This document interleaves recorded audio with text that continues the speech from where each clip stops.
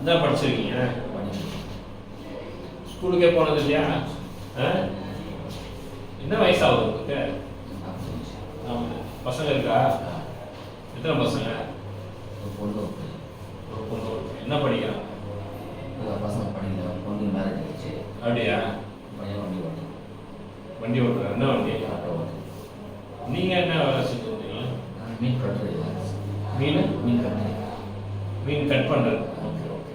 மீன் வாங்கி எடுத்துன்னு வந்து கட் பண்ணி கொடுத்துறது. மெயினாக கட்டிங் மட்டும் தான் அவங்க தொழில். க்ளீன் பண்ணி கொடுத்து டெய்லி நடக்குமா? அது காலையிலே தண்ணி சாப்பிடுவீங்களா? தண்ணி சாப்பிடுறது இப்போ கொஞ்ச நாளாக சொல்கிறேன். எவ்வளோ மாதம் இடையில சாப்பிடல?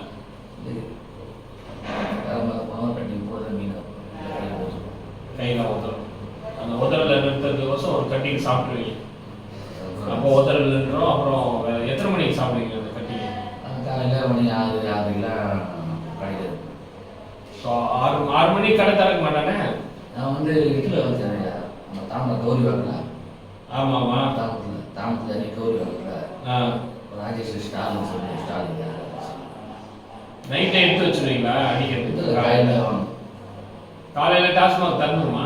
இல்லை, லாகில் வாங்கி சாப்பிட்டுட்டு வேலைக்கு போயிடுவீங்க. 6 மணிக்கு போயிட்டு எல்லாம் போய் ட்ரெஸ்லாம் மாற்றிக்கிட்டு சாப்பிட சொல்லி சாப்பிட்டா கடையில் ஸ்டார்ட் பண்ணுவீங்க. வேலையை ஸ்டார்ட் பண்ணுவீங்க. அப்புறம் மதியானம் அதில் வேலையை முடிச்சு வீட்டுக்கு சாப்பிட்டேன். எவ்வளோ? அதுவும் கட்டிங்க இல்லை போட்டு சாப்பிடுவீங்க? போட்டு சாப்பிட்டு வீட்டில் வந்து தூங்கிடுவீங்களா சாப்பிட்டுக்கிட்டு? இல்லை, அப்புறம் நைட்டு இருந்தால் சாப்பிட்டுருந்தேன்.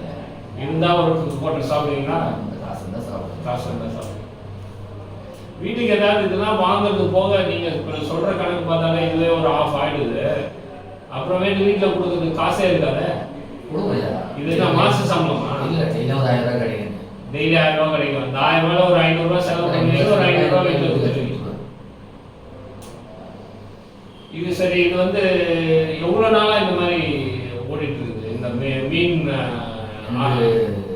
ஒன்று இந்த தொழில் தான். இடையில ஆட்டோ கிட்ட ஓட்டுவேன். வண்டியெல்லாம் கிடையாது. இல்லை முடியாது. ஆனால் உங்கள் அப்பா அம்மா என்ன பண்ணியிருந்தாங்க? எல்லாம் அப்பாவும் மீன் கட்டுறது, மீன் அம்மா எல்லாமே போயிருந்தான். ஸோ அப்படியே சின்ன வயசுலேயே வேலைக்கு கூப்பிட்டு போயிட்டாங்க. வா அப்பா கூட நான் இருந்துட்டு அந்த வேலையை நான் கற்றுக்கிட்டேன். அப்பா இறந்துட்டாரு.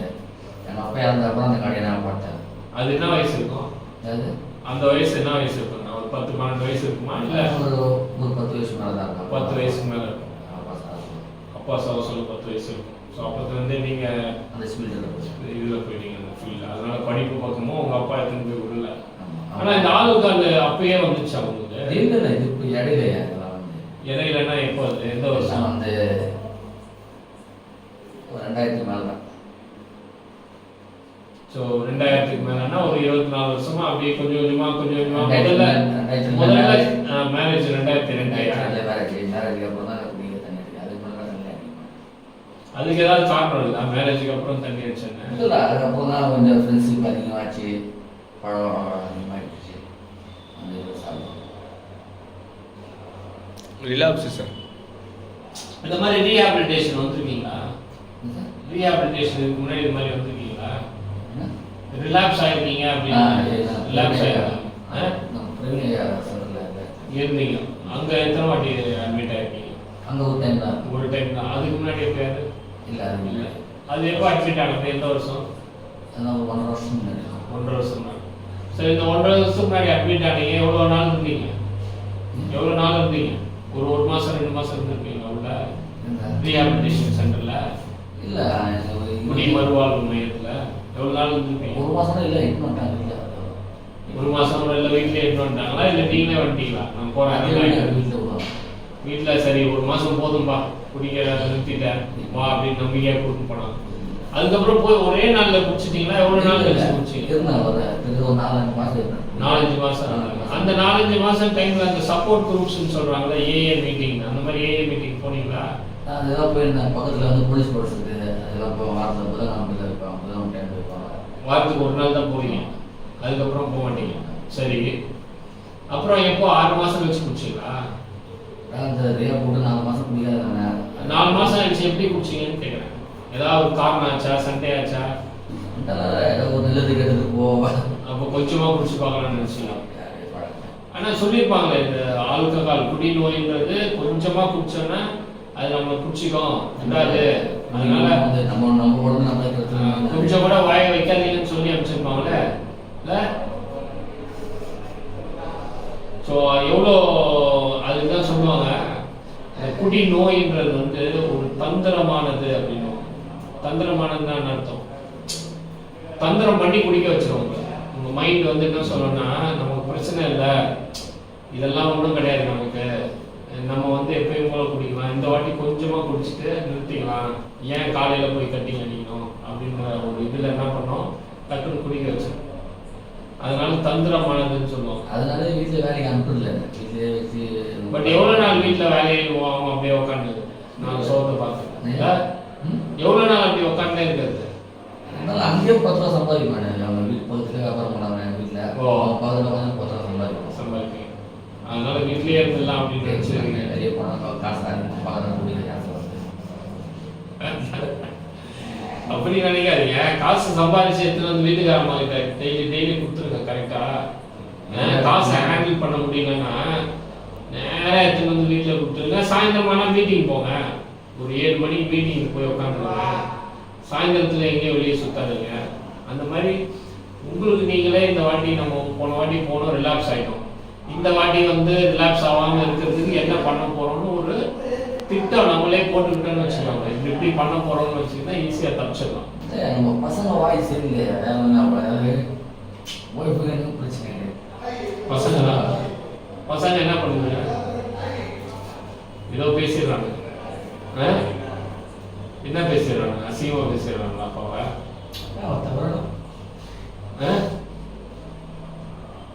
தவறா என்ன பேசுறாங்க? அப்பாவை தவறா என்ன பேச போறாங்க? ஏன் குடிக்கிறேன்னு கேட்பாங்க. அதுதானே பண்ணுவாங்க, அதுதானே கேட்டுட்டு போறாங்க. ஏன் குடிச்ச சொன்னாங்க. அதுவும் நீங்க வந்து யோசிக்கணும். இப்போ ஒருத்தன் வந்து 22 வருஷமா குடிச்சிட்டு 4 மாசமா குடிக்கலன்னா நம்புமா ஊரு, உலகம் நம்புமா? 22 வருஷமா குடிச்சு சின்ன பண்ண ஆக்குனது யாரு? அவங்களா? அப்போ நீங்க என்ன பண்ணணும்னா, அவங்க நம்பிக்கை, அவங்களோட இதெல்லாம் தேவையே கிடையாது. அவங்களோட இதே தேவை கிடையாது. குடிய விடுறது யாருக்காக? உங்களுக்காக. சரிங்களா? அதை நல்லா மனசுல நிறுத்திக்கிட்டீங்கன்னா அவங்க என்ன சொன்னாலும் கோவம் வராது. நீ என்ன வேணா சொல்லிக்கப்பா, நான் இன்னைக்கு குடிச்சேன்னு நினைக்கிறேன், ஊத சொல்றியா? ஊதுறேன். ஊதுனா கூட சில நேரம் வாசனை வருதுன்னு சொல்லுவாங்க. வாசனை வந்தா பார்த்துக்கோ அப்படின்னு. ஆனா மனசுல வந்து நீங்க என்ன நினைக்கணும்னா, சரி நம்ம 20 வருஷமா குடிச்சிட்டு இருந்தோம், அந்த நம்பிக்கையெல்லாம் கெடுத்தது யாரு? நம்ம தான். அதனால அவங்க கேட்க தான் செய்வாங்க. இன்னொரு 22 வருஷம் கழிச்சு கேட்காம இருக்கிறதுக்கு வாய்ப்பு இருக்கு. இன்னொரு 22 வருஷம் கழிச்சு அப்பா குடிக்காம இருப்பாருன்றதுக்கு வாய்ப்பு இருக்குது. அவ்வளோ டைம் கொடுக்கணும்ல நீங்க. ஏன்னா இதுக்கு முன்னாடி அப்போ குடிக்காதே போகிறான், குடிச்சிட்டு வர சொல்கிறாங்க, குடிச்சிட்டு பண்ணிக்கிறான் பாரு. தவறான வாசம் பேசலாம் பண்ணால் அது மைண்டு வந்து திருப்பி குடிக்காம சொல்றது. அதுதான் சொன்னேன். இது இன்னொன்று என்ன சொல்லுவாங்கன்னா, இந்த குடி நோய் வந்து திகைப்பூட்டக்கூடியதுன்னு. அதாவது திகைப்பாயிடம் தெரியாது. நம்மளா குடிச்சோம், நம்மளா இப்படி நினைச்சோம் அப்படின்னு மைண்ட் அப்படி வந்து உங்களுக்கு வந்து கேம் பிளே பண்ணும். அவன் திட்டதாக நான் குடிச்சேன்னு நீங்க சொல்றீங்க பார்த்தீங்களா, அது கரெக்டான நீங்க யோசிச்சு பாருங்க. இன்னொருத்தர் என்ன திட்டினாரு, நான் அதனால அதான் பசங்களா இருக்கட்டும், ஒய்ஃபா இருக்கட்டும், கூட பிறந்தவங்களா இருக்கட்டும், ஒய்ஃபாவே இருக்கட்டும், அவங்களுக்கோசம் தான் அப்ப குடிய விட்டுருக்கீங்க. உங்களுக்கோசம் விடல, உங்களுக்கோசம் நீங்க விடல, அவங்களுக்கோசம் விட்டுருக்கீங்க. அது தப்பு. நீங்க குடி நோயை வந்து உங்களுக்கோசம் விடணும், வேற யாருக்கோசம் விடாதீங்க. நம்ம உடம்பு நல்லா இருக்கணும் அப்படின்னு நினைச்சீங்கன்னா ஆட்டோமேட்டிக்கா என்ன ஆகும்னா மாறிடுவாங்க. அவங்கெல்லாம் மாறுறதுக்கு டைம் எடுக்கும். உலகம் வந்து உங்களை நம்புறதுக்கு வந்து டைம் ஆகும். அந்த டைமை நம்ம கொடுக்கணும். ஒரு குழந்தை பெற்றுக்கணும்னா 10 மாதம் ஆகுதா? சீக்கிரம் பெற்றுக்க முடியுமா? முடியாது. அந்த டைம் கொடுத்தா தானே. அந்த மாதிரி நீங்கள் அட்லீஸ்ட் ஒரு 2 வருஷமாவது டைம் கொடுக்கணும். 2 வருஷமான டைம் கொடுக்கலன்னா ஒருத்தன் எப்படி நம்புவான்? 22 வருஷம் ஆனது கூட தேவையில்லை. ஒரு 2 வருஷமாவது அந்த ஏஏ மீட்டிங்னு போனீங்கன்னா நிறைய மெடல் கொடுக்குறாங்களா, வருஷம் வருஷம் கொடுக்குறாங்களா இல்லையா? அந்த மாதிரி ஒரு 2 மெடலாவது வாங்கி பசங்களை ஒரு வாட்டி கூட்டிட்டு போய் அந்த மீட்டிங்கில் உட்கார வச்சு மெடல் வாங்குறத பார்த்தாங்கன்னா பரவாயில்ல, நம்ம அப்பா 2 வருஷமா புரிய விட்டுருக்காரு, இத்தனை பேர் கை தட்டுறாங்கன்னு சொல்லிட்டு நம்புறதுக்கு வாய்ப்பு இருக்கு. புரியுதுங்களா? ஆனால் அவங்க நம்புறாங்க நம்பலை அப்படின்றதெல்லாம் நமக்கு தேவையில்லாத. நம்ம குடிய உண்ணும், நம்ம உடம்பு நல்லா இருக்கணும். சாகும் போது யாரும் கூட வர போறதில்லை. எது கூட வரும்? நம்ம உடம்பு கூட வரும். கரெக்டா? அந்த உடம்பை வந்து நம்ம எப்படின்னா பாதுகாப்பாக வச்சுக்கணும். எது ஒன்றும் ஸ்லோ பாய்சன்லாம் குடிச்சு நாஸ்தி பண்ணிக்கூடாது. நல்லா ஹெல்த்தியாக திடகாத்திரமாக வாக்கிங் போய் நல்லா இப்போ வரைக்கும் உங்களுக்கு எந்த வியாதியும் இல்லைல்ல, சுகர் இல்லை, பிபி இல்லைல்ல, ப்ரெஷர் இருக்கு, பிபி இருக்கு, அதுக்கெல்லாம் மாத்திரை போடுறீங்களா? மாத்திரை போடுறீங்களா? அதுதான் என்ன மாத்திரை போடுறீங்க? அதெல்லாம் இங்கே எடுத்துட்டு வந்து கொடுத்துருக்கீங்களா? சரி, உங்கள் வீட்டில் இப்போ உங்கள் மனைவிக்கு தெரியுமா ஸ்டான்லி மாத்திரைலாம்? சரி, நான் ஃபோன் பண்ணி கேட்டு அதை எடுத்துட்டு வந்து கொடுக்க சொல்கிறேன். அது கண்டிப்பாக போடணுமே. சுகர் மாத்திரை, பிபி மாத்திரை எவ்வளோ நாள் போடாமல் இருக்கீங்க?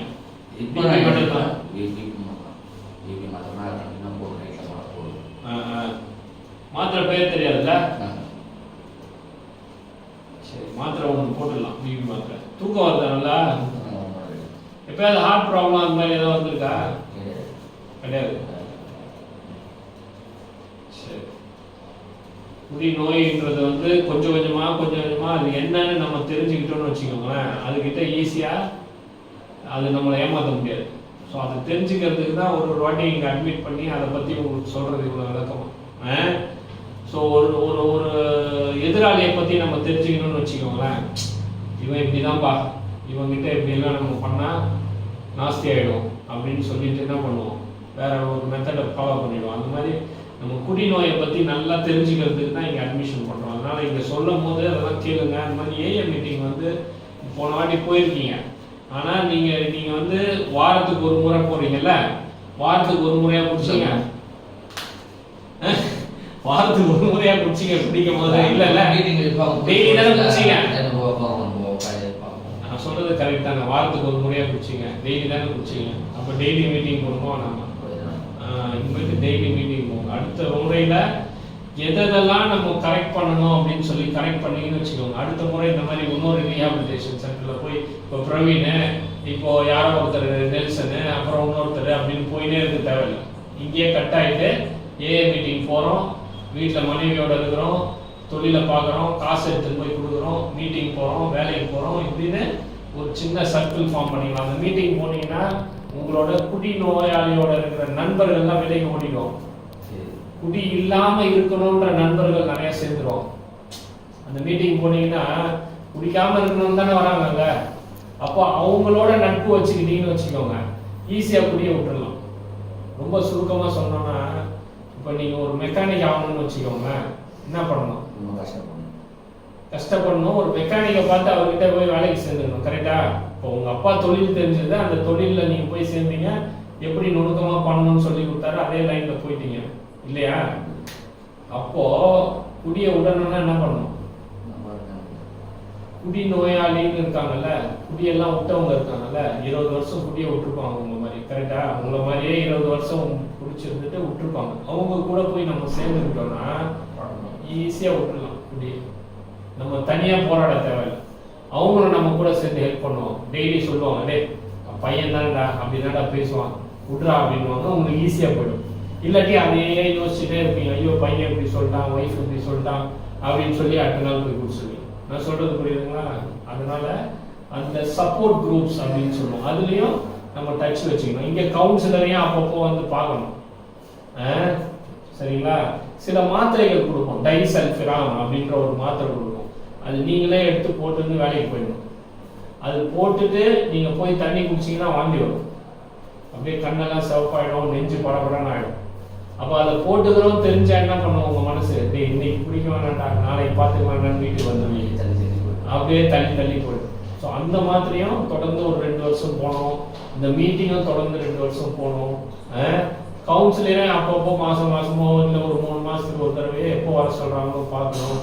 இப்படியெல்லாம் பண்ணாதான் அந்த குடி நோயிலேருந்து வெளியே வர முடியும். நீங்கள் நினைக்கிற மாதிரி இப்போ ஜுரம், டைஃபாய்டு, மாத்திரை மருந்து குத்தம் சரியாச்சுன்னு பண்ண முடியும். இதை தொடர்ந்து ஒரு 2 வருஷமாவது இந்த ட்ரீட்மெண்ட்டு எங்களோட ஒத்துழைச்சிங்கன்னா நல்லா வந்துடலாம். சரிங்களா? வாங்க.